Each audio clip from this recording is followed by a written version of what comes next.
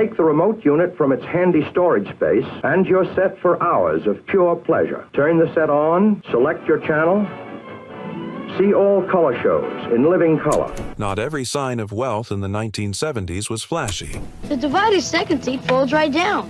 And when you pull a lever, the third seat back flops over.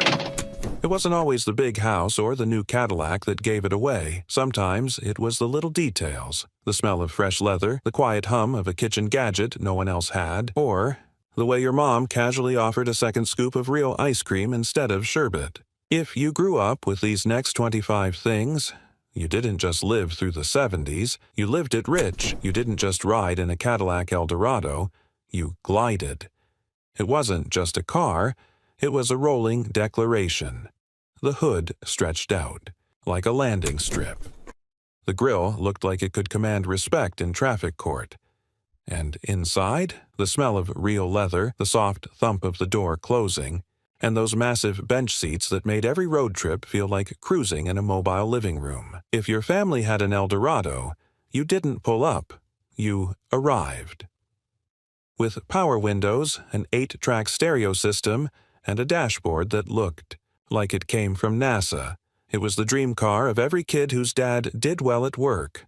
People stared, neighbors noticed, and you knew, deep down, that a ride in that Caddy meant more than transportation. It meant you had made it, or, at least, you were pretending really well. You remember leaning back, watching the trees go by, the soft hum of the engine beneath you. That wasn't just a drive. That was prestige on wheels. If your kitchen had 2 ovens stacked on top of each other, you weren't preparing dinner. You were hosting holidays. These towering chrome machines weren't just about function. They were status symbols tucked into mid-century cabinetry, humming away with casseroles, hams, and pies. While most homes prayed the single oven wouldn't burn the turkey, yours had a dedicated pie oven.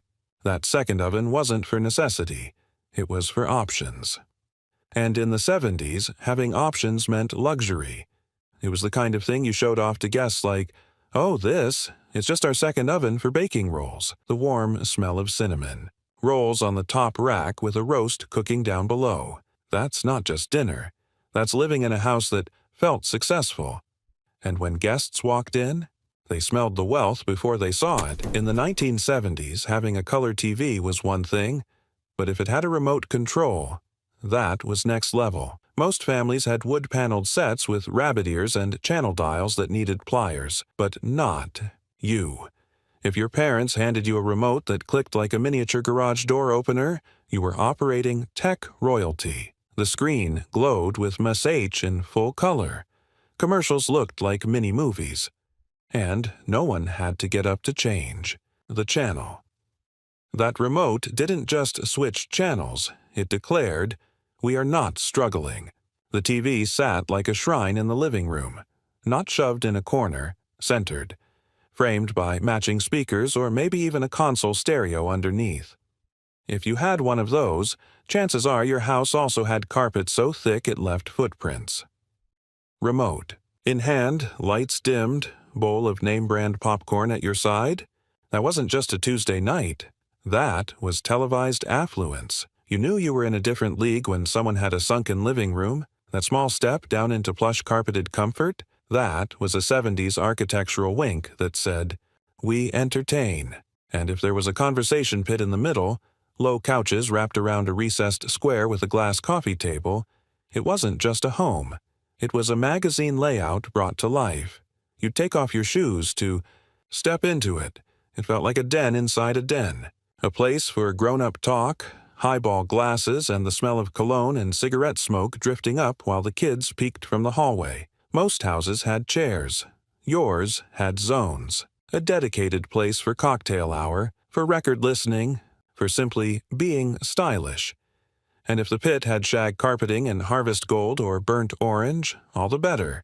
It wasn't practical. It was perfect.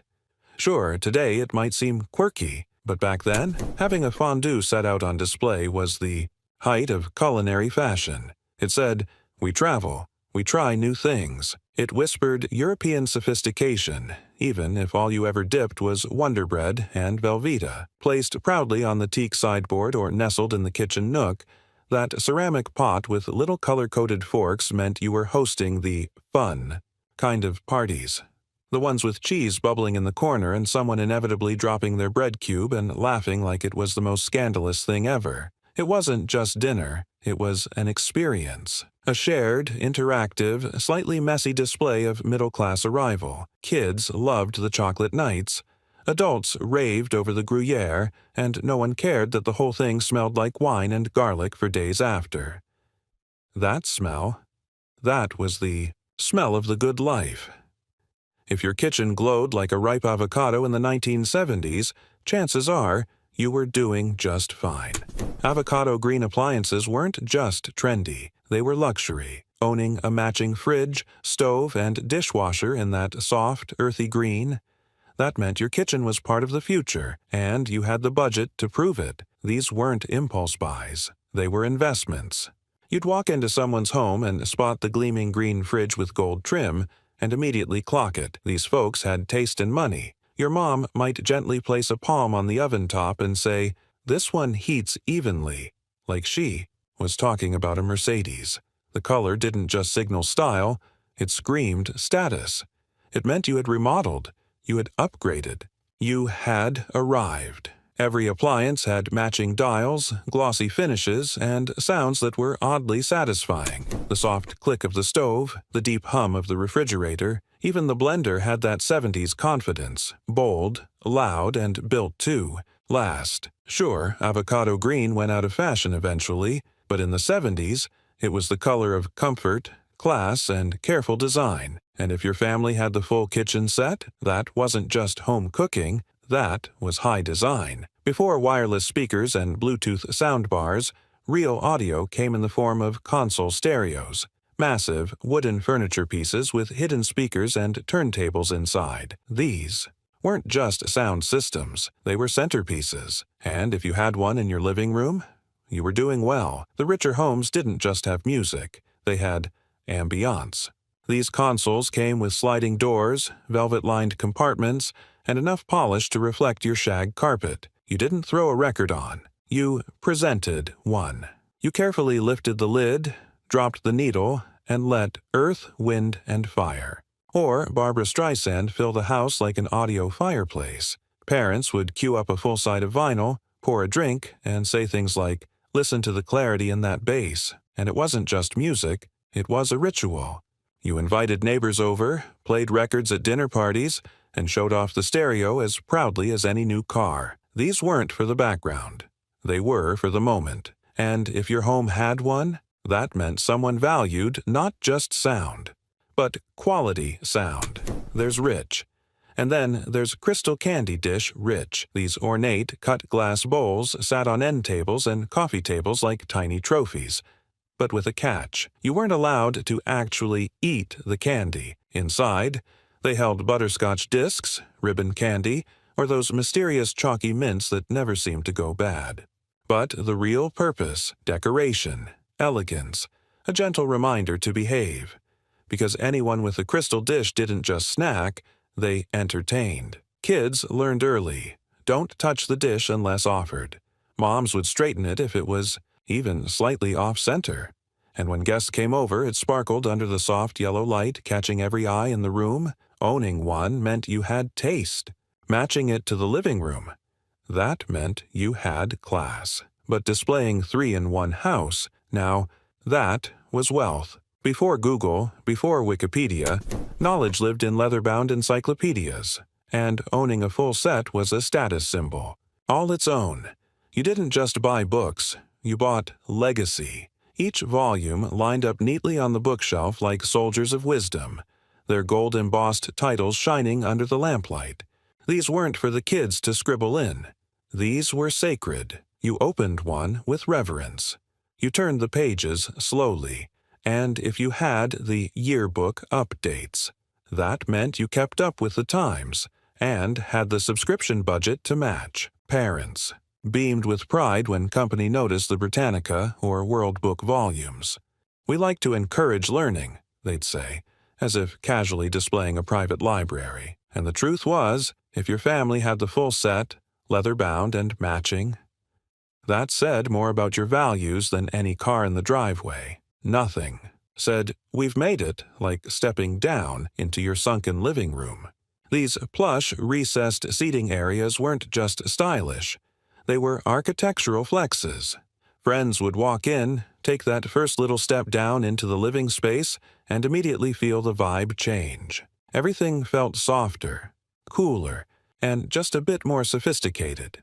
The shag carpet was thicker, the lighting dimmer, the conversation somehow more adult. Parents hosted cocktail hours in the pit while the stereo played on the console nearby.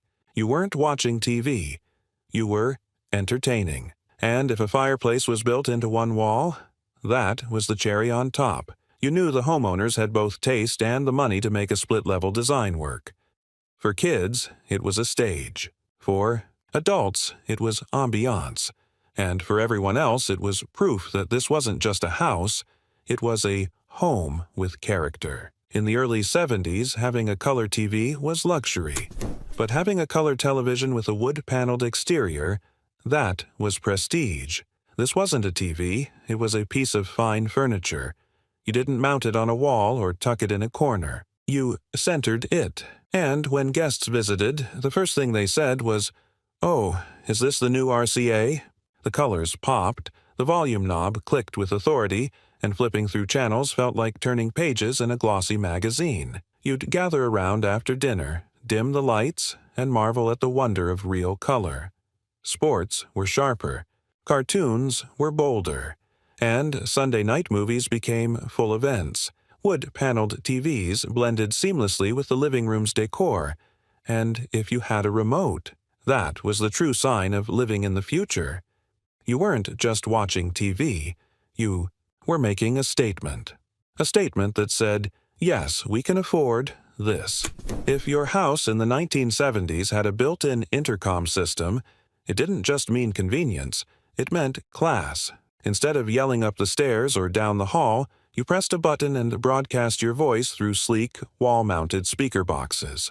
In a world before cell phones and smart homes, this was cutting-edge luxury. These systems were often installed during construction and integrated into the very bones of the house.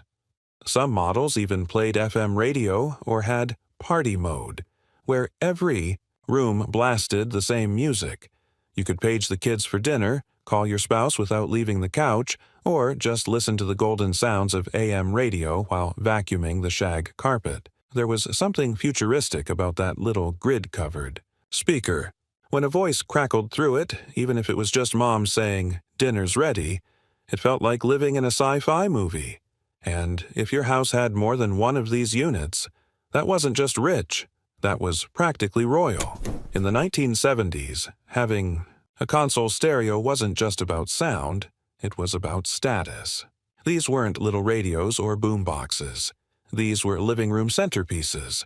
Long wooden cabinets that looked like fine furniture and held a powerful combination of radio, record player, and sometimes even an 8-track deck. You didn't just put on music. You hosted listening sessions. You slid out the heavy wood lid, gently dropped the needle on a spinning vinyl, and let the warm, analog sound fill the room. Friends gathered around to hear Fleetwood Mac or Marvin Gaye the way it was meant to be heard, rich, booming, and immersive. And these systems weren't cheap. The best ones cost as much as a used car. Brands like Magnavox, Zenith, and RCA made models with gold-trimmed dials, glowing displays, and enough bass to rattle the paneling. If your family had one of these, you were living loud and luxuriously. You didn't need to see the whole house. If a 1970s backyard had an in-ground swimming pool, you already knew this family had made it. Pools weren't just for cooling off, they were for making a statement. The best ones had curved edges, diving boards, and maybe even underwater lights for nighttime swims. Some had tiki torches, others had concrete patios lined with metal chairs, and faded floral cushions. But no matter the details, that glimmering blue water was a beacon of success. It meant pool parties with Kool-Aid and hot dogs. It meant cannonballs, suntan lotion, and the ever-present sound of a buzzing radio. And when you told your friends you were going swimming after school, you saw their eyes widen, because that wasn't just an activity. That was a flex. Before the 1970s, getting ice meant using trays, metal ones with levers or plastic ones that cracked if you twisted too hard. But if your fridge had a built-in ice maker, that was high-class living. These machines weren't just about convenience. They were about presentation. You offered guests a drink and then, without missing a beat, pushed a glass under the dispenser. Ice cubes tumbled in like magic. No more banging trays, no more freezing fingers, just pure, effortless cool. Some of the fanciest models even had crushed ice. Crushed. That wasn't just functional. That was flair. If you grew up hearing that satisfying clatter of ice before every soda or lemonade, then you knew what it meant to have made it in kitchen tech. Walk into the den of a 1970s home and find a built-in bar. Game over. This family wasn't just entertaining, they were doing it in style. These bars had mirrors, shelves for glassware, and cabinets stocked with every bottle you could imagine. Some even had bar stools, cocktail shakers, and neon signs. You didn't need to go to a lounge. The lounge came to you. Parents would host parties with martinis, highballs, and cheese cubes on toothpicks. Guests sipped from glass tumblers while leaning on a Formica countertop. Sometimes there was a blender whirring up daiquiris. Sometimes a stereo in the corner played soft jazz or disco. And kids, we weren't allowed to touch anything. But we knew that bar meant prestige. It meant grown-up fun, mid-century class, and more than a little Mad Men magic. Even today, nothing says 1970s glamour quite like a home bar glinting in the corner of a sunken living room. In the 1970s, if your family had a country club membership, you weren't just well off, you were in an elite circle. These weren't just places to golf. They were full-service manicured playgrounds for the well-to-do. Tennis courts, Olympic-sized pools, formal dining rooms with linen napkins. It all screamed prestige. Kids had etiquette classes, parents had cocktail hours, and summer afternoons were spent poolside, sipping Shirley Temples with extra cherries, while waiters in crisp polos brought around snack trays. If you got invited to a birthday party at the club, you dressed up. There were rules. No running, no diving, no denim. Just decorum and whispered conversations about stocks and sailboats. The club wasn't just where you played, it was where you networked, bragged, and bonded. Photos from those events went into the Christmas letter, framed in the hallway, or tucked into scrapbooks marked Summer 75. Forget the kiddie pools or blow-up rings. If your family had an in-ground swimming pool in the backyard, you were the house everyone wanted to hang out at. It wasn't just a place to swim. It was a statement. You had a diving board. You had a pool light that made night swims magical. You probably even had a little pool shed stocked with mesh floats and inflatable dolphins. And when the weather hit 90 degrees, your house became the neighborhood resort. Birthday parties turned into splash fests. Cookouts ended with cannonballs. And if your dad had a pool skimmer in one hand and a can of Schlitz in the other, that was peak summer energy. Pool ownership wasn't just expensive. It was constant upkeep, chemicals, cleaning, heating. But none of that mattered when you were the king of summer. Kids begged to come over. Parents wished they had it. And you? You swam until your fingers turned to raisins. In upscale homes of the 70s, you didn't.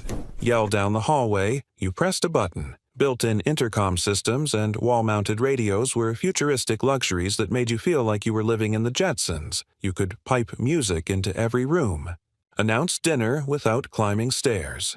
Even listen to AM talk radio while brushing your teeth. There were buttons labeled Master Bedroom, Kitchen, and Den. Press, talk, release, like living in your own private radio station. And the speakers, usually embedded in walnut wall panels or cleverly hidden near crown molding. Visitors would be mid-conversation when music floated in from nowhere. And that subtle flex never went unnoticed. If your house talked back to you, you weren't just rich, you were modern. Before Sonos and Bluetooth, having a massive console, stereo was a mark of wealth and taste. These weren't little turntables. They were wooden monuments to music. half entertainment center, half art piece. You'd lift the lid to reveal a full record player, a built-in AM/FM tuner, and speakers that could shake the shag carpet.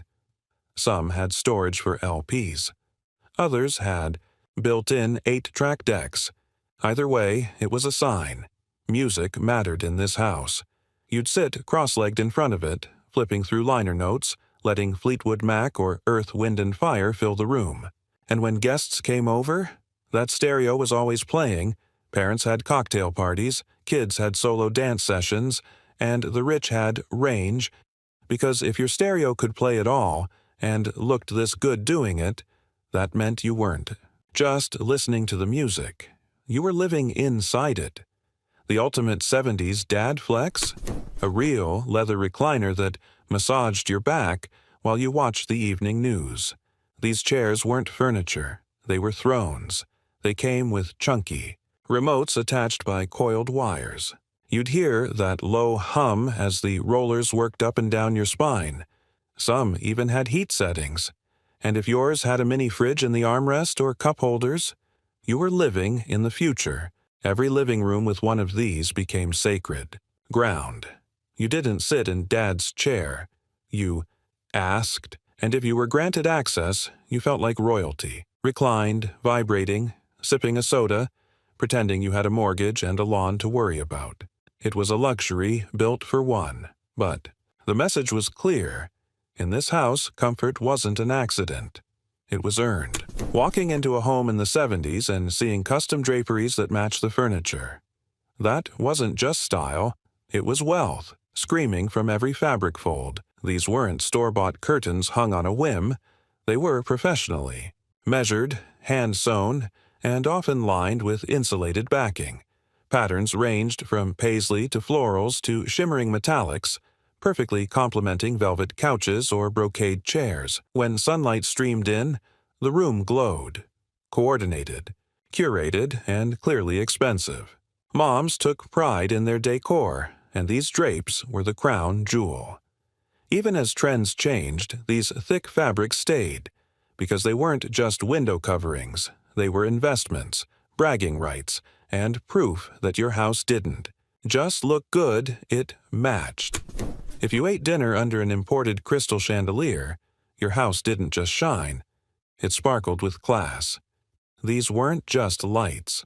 They were multi-tiered centerpieces, dripping with cut glass pendants that caught the light like diamonds. Dinner parties felt like black-tie galas under their warm glow. And cleaning them, a ritual involving gloves, glass cleaner, and hours of careful polishing. When relatives visited, eyes went up. That must have cost a fortune. Someone would whisper, and it did. Because in the 70s, chandeliers weren't trendy.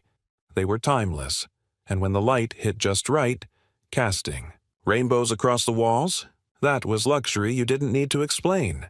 You know you'd made it when your family didn't just take photos.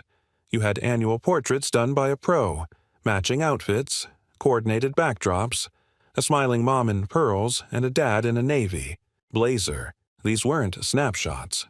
They were events. You went to a studio, posed like royalty, and waited weeks for the prints.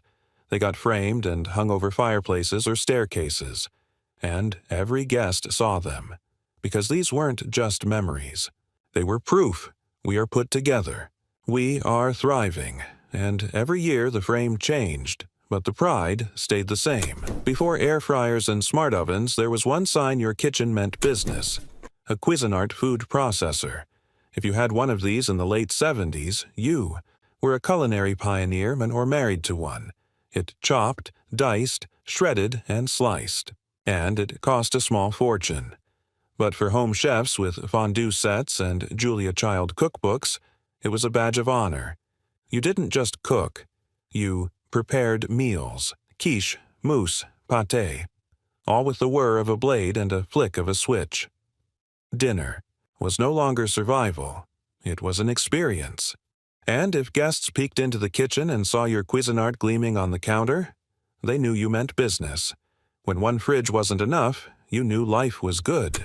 Having a second refrigerator just for drinks, often tucked into a garage or basement, was the ultimate flex. This wasn't about convenience. It was about abundance. Sodas, mixers, beer, and maybe even tiny bottles of Perrier, all lined. Up like soldiers, frosty and ready for any occasion. Teenagers grabbed sodas. Dads grabbed cold ones. Moms had chilled wine for bridge night. And if you had guests, you never ran out. This wasn't survival. It was overflow. And it proved you didn't just have what you needed. You had what you wanted, cold and waiting, behind that humming metal door. If even one of these triggered a memory, tell us in the comments what you remember most from the 70s. And if you want more stories from the golden days, check out our playlist, Things Every 80s Kid Lived Through. Because nostalgia never goes out of style. And neither did that recliner with the massage setting. If even one of these brought back a memory, the hum of a massage chair, the sparkle of a chandelier, or that second fridge humming in the garage, let us know in the comments what you remember most from the rich side of the 1970s. And if you're still riding the nostalgia wave, check out our playlist, What Life Was Really Like in the 1980s, packed with retro memories, old-school comforts, and everything else that made the past feel rich, because some things weren't just signs of wealth. They were signs of warmth, wonder, and the golden days of growing up.